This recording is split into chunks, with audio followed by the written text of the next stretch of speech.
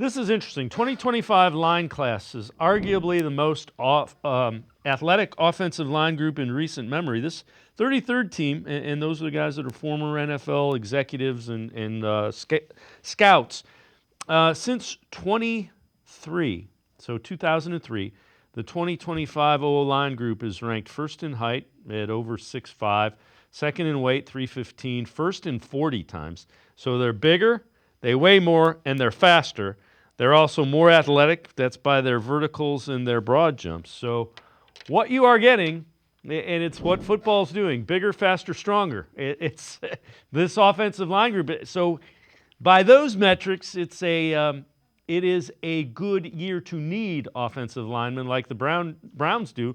And what they're saying is there's not the higher end guys, but there's guys that you can kind of mold.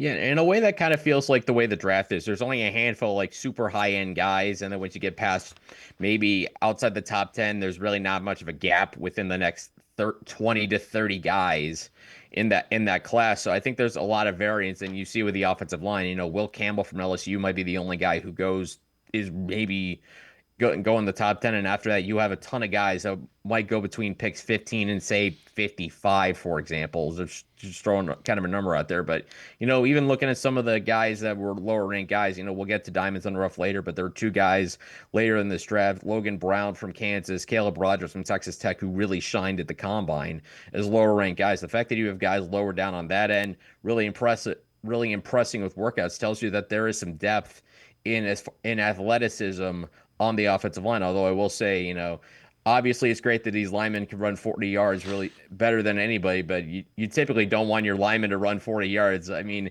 maybe they do that twice a game, once if something really good happens and once if something really bad happens. Well, we didn't have them running 40 yards blocking enough last year. That's part of the problem. So maybe that's a trending in the right direction.